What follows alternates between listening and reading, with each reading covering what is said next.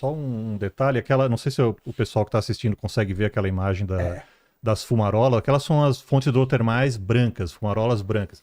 Essas aí vão ter um pouco mais de cálcio, de bário, se eu não me engano, e tem as negras também, que aí tem um pouco mais dos compostos de enxofre. As negras é que formam, que a gente acredita que formam a vida. Perfeito. Quando essa fumaça aí sai uma fumaça pretona, assim, essa aí que o pessoal tem... Que tem Papa novo.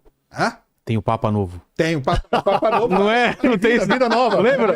Não é isso daí? Ué. Tem uma fumaça, quando a fumaça sai. Fumaça branca é o novo Papa. Abemos papo. Abemos papo.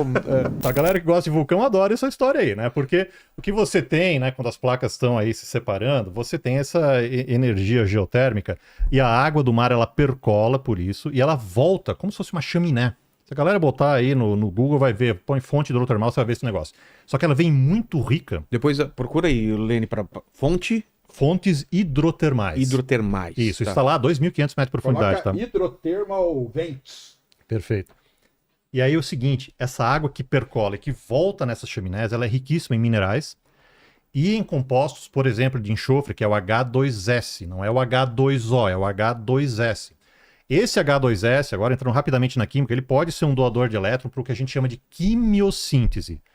Fotossíntese usa fóton, usa luz, Certo. que é o que está acontecendo nas folhas das plantas aí fora. Agora não porque é à noite, mas de dia está acontecendo esse negócio chamado de fotossíntese. E essa quimiossíntese, aí já não é uma hipótese, ela acontece nas fontes hidrotermais. Tem bactérias lá no fundo que estão fazendo isso neste momento. Estão pegando esse H2S, estão pegando o CO2 que está dissolvido na água e estão fazendo compostos mais complexos de carbono. Então isso aí realmente isso acontece de fato na natureza. Então uma das hipóteses, né, é que isso potencialmente tenha acontecido de maneira similar, uma quimiossíntese para a origem na vida na Terra. Mas o que você precisa? Energia, né, e energia abundante por um longo prazo. Raio.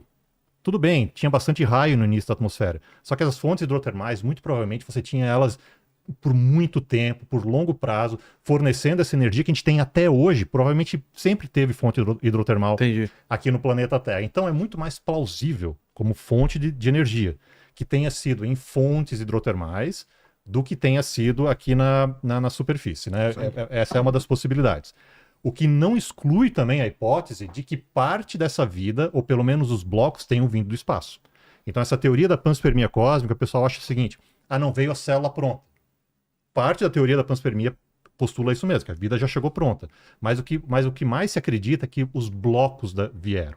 Então vieram esses blocos, e lá nas fontes hidrotermais, a partir de uma quimiossíntese, houve a formação da vida. Então, mas você não está empurrando só o problema para outro planeta? Se eles vieram de lá, mas aí a gente vai perguntar. Mas isso é uma hipótese. E como veio de lá? Chama-se hipótese da panspermia. Ah, tá. O pessoal fala que a vida, né, velho? Aí o pessoal, por exemplo, que defende a ideia de ter vida no universo inteiro. A vida aqui na Terra, ela foi semeada. Ela veio de algum lugar, a vida pronta. Essa é uma das teorias. É só o pessoal entender. Que os elementos e esses blocos fundamentais que a gente chama veio do espaço, isso já é mais ou menos consenso. Porque a gente tem amostras hoje de 2 asteroides, Perfeito. o Bennu e o Ryugu, e eles mostram que ali você tem os bloquinhos fundamentais da vida. Então, por que asteroide é muito importante? Porque asteroide é um objeto que não se modificou nos últimos 4,5 bilhões de anos. Então, isso é meio consenso. Agora, isso, pessoal, não é falar que a vida veio a bordo de asteroides. Perfeito. Aí essa é a hipótese da panspermia. A hipótese da panspermia é a vida veio pronta, num objeto pronta, chegou aqui e ela encontrou aqui as condições para se manter. Entendeu? Agora, o que os estudos mostram e tal é que vieram os blocos fundamentais e na Terra foi encontradas as condições para isso tudo se misturar. É o forno, né? Sim. Aqui a Terra foi o forninho ideal. Ela tinha a temperatura certa, ela tinha grau de radiação, não era muito grande. Essa atmosfera muito, muito densa no começo ajudou pra caramba, porque protegeu dos raios solares, do vento solar, porque o Sol também era diferente, ele era muito mais ativo. Então, isso poderia prejudicar. Então foi importante a Terra ter uma atmosfera mais espessa, mais densa no começo para proteger. E a vida ter... Porque todo o lance da vida é o tempo que ela precisa, que é um dos grandes filtros, né, que a gente fala. Pode ser que a vida começou a se desenvolver em outros lugares, mas não teve tempo suficiente. Por quê? porque o planeta perdeu a atmosfera, igual Marte. Marte perdeu a atmosfera logo. Então, será que Marte teve vida? Por isso que hoje o Perseverance está lá tentando procurar resquícios de uma vida muito primitiva, parecida com a da Terra no começo. Porque a gente sabe que Marte perdeu a atmosfera, então a vida em Marte pode não ter tido tempo de se desenvolver. Entendi. Agora a Terra não, aqui foram as condições. Então teve essa atmosfera mais densa no começo, depois teve esse sequestro do CO2, essa invasão do oxigênio que foi muito importante para a vida continuar. A atmosfera continuou numa densidade correta e tudo, e aí a vida continuou a se desenvolver, a se reproduzir, a se espalhar pelo planeta. Então essa que é meio a história que a gente tem hoje, né? E só um detalhe, não sei se o pessoal que está assistindo consegue ver aquela imagem das fumarolas, aquelas são as fontes hidrotermais brancas, fumarolas brancas. Essas aí vão ter um pouco mais de cálcio, de bário, se eu não me engano, e tem as negras também, que aí tem um pouco mais dos compostos de enxofre. As negras é que formam, que a gente acredita que formam a vida. Perfeito. Quando essa fumaça aí sai é uma fumaça pretona, assim, essa aí que o pessoal tem... Tem Papa novo. Hã? Tem o Papa novo. Tem o Papa Novo. Não é? Não tem isso. Vida nova. Lembra?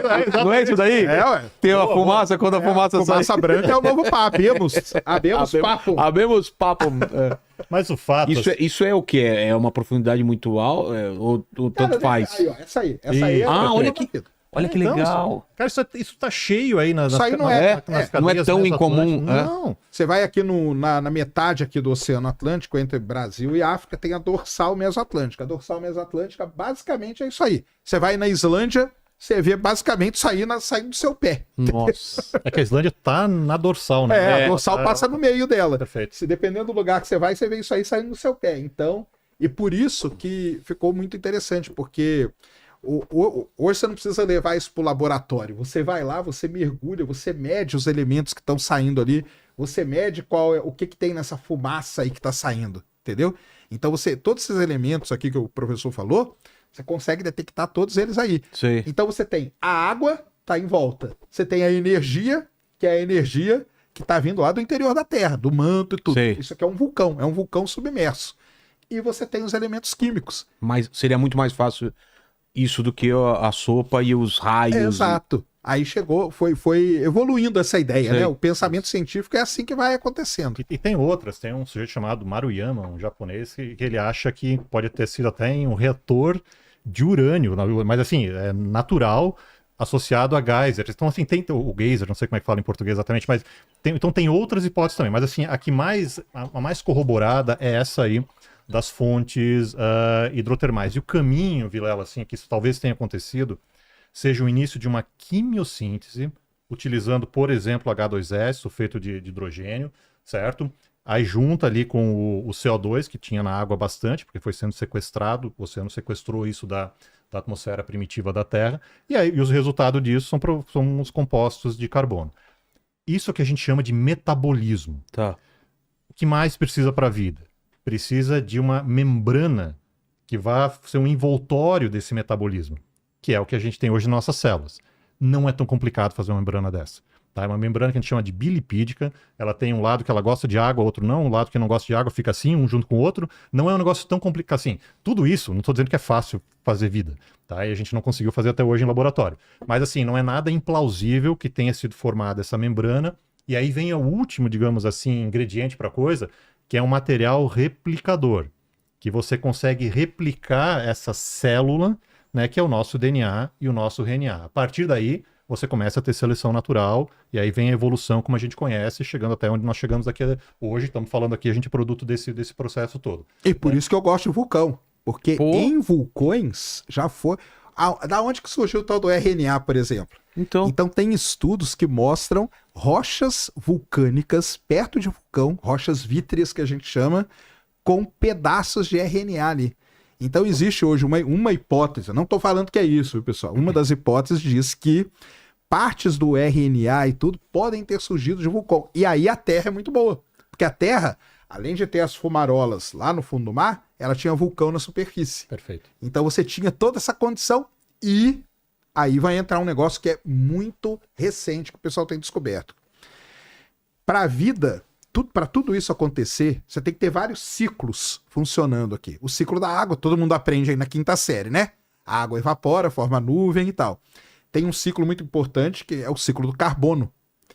Então, o carbono ele precisa ser reciclado na Terra também. Perfeito. E aí as placas tectônicas são fundamentais.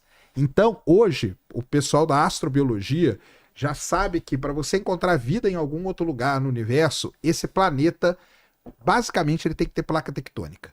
Se ele for um blocão sólido, único assim, dificilmente vai ter vida. Você tem que ter esse ciclo acontecendo, entendeu? Movimento das placas, Movimento das placas. energia rolando. A energia, porque a placa, ela tá, de um lado tá sendo destruída, então você tá pegando material aqui e jogando para dentro da Terra. Esse material vai ser reciclado aqui no manto. E ele vai ressurgir na dorsal mesoatlântica, nessas fumarolas. Então, as fumarolas, na verdade, no planeta Terra, elas estão trazendo material reciclado. E esse ciclo aqui, isso é muito importante naquela coisa que a gente está falando da vida se manter. Para a vida se manter e se propagar, isso aqui é fundamental. Porque se não tiver... Pode ser que surja a vida, só que pode ser que ela não dure muito tempo, porque você não tem esse processo de reciclagem. O que acontece se não se reciclar? Porque aí você não tem o ciclo, aí a vida não... Você não vai... Pode acabar a energia, por exemplo. Exato, o H2S. O H2S. Que é por isso que talvez não tenha sido na superfície, que você não tem esse input tão constante Sim. quanto você tem lá no fundo do mar, nas fumarolas, nas fontes hidrotermais. É isso. Isso aí é top, isso aí assim é o... E o resumo assim da ópera dessa coisa, porque até agora a gente não tem muita evidência fóssil. Isso aqui são evidências indiretas do que a gente está vendo agora ali no fundo do mar. Mas o que é mais plausível que tenha acontecido é que dessa quimiossíntese, que não está usando a luz do sol ainda, tá? Ainda não chegamos na fotossíntese, utilizando H2S, perfeito, ou outros compostos ali que vêm das fontes hidrotermais, para você fixar o carbono. Isso não é tão eficiente do ponto de vista de fixação do carbono. Em algum momento, começou a se utilizar a energia da luz. Pode ter sido uma luz geotermal lá das fontes hidrotermais, mas provavelmente foi do Sol. Num primeiro momento, muito provavelmente continuou sendo H2S. Só que aí a luz do Sol aumentou muito a produtividade, ou pelo menos a eficiência desse negócio. Até que em algum momento, muito provavelmente há 2,4, 2,5, 2,7 bilhões de anos, agora a gente vai falar de fóssil. A gente começa a ver na Terra uma coloração mais do laranja para o vermelho, indicando que você começa a ter oxigênio que está oxidando o substrato. Tá. Né? Não sei se você ouviu falar da terra roxa que tem lá no Paraná. Não é dessa época, a terra roxa é do Mesozoico. Mas é o que aconteceu também. Dos grandes derrames basálticos que teve aqui no Brasil, quando a África e a América do Sul se separaram no Mesozoico, teve enormes derrames basálticos. Eu não sei se já foram para as cataratas do Iguaçu. Opa, Já. Né? eu sou da Terra Roxa. Minha avó ficava pistola com a gente. Pronto. Não entra em casa! Porque é a terra que encarde a casa no Paraná. Isso. Aí você vai nas cataratas, tem aqueles 3 saltos bonitinhos. Cada salto daquele é um grande derrame, camadona, é um grande derrame basáltico que teve naquela época. E o ferro que estava misturado, que depois virou solo, oxidou, e aí fica a terra roxa. Que esse roxo não é de roxo, vem de rosso, do italiano, que quer dizer vermelho. Né? A galera devia se chamar terra vermelha. Mas então quem já viu Terra enferrujada. Os caras chamam de pé vermelho por causa do barro isso. lá. Perfeito. Só que assim, quando você vai olhar 2,4 bilhões de anos, você vê a mesma coisa. Você vê algo semelhante, que é uma evidência muito forte, que você tinha oxigênio agora na atmosfera, que não tinha antes, e que começou a oxidar. Então, o que aconteceu? A fotossíntese que tinha antes, usando a luz do sol, usava o H2S. E um grupo de bactérias, que são as cianobactérias, que a gente já tinha mencionado, começaram a usar o H2O. O que é essa tal da fotossíntese? A fotossíntese vai pegar o H, o hidrogênio, vai pegar o CO2 do ar, vai juntar esse negócio e vai formar glicose e outros compostos de carbono. E o que acontece com o oxigênio? Volta para a atmosfera. Então, esse processo... É um outro ciclo. Perfeito. Que é um outro ciclo. E é por isso que a gente tem oxigênio nesse planeta e nos outros planetas não tem. E é por conta deste evento que aconteceu ali 2,4, 2,5, 2,7 bilhões de anos, que depois nós, animais, conseguimos evoluir respirando esse oxigênio e comendo os compostos de glicose que são fixados do CO2 pelas cianobactérias e as plantas que vieram mais para frente. Né? Então, isso é um resumão da história da vida na Terra.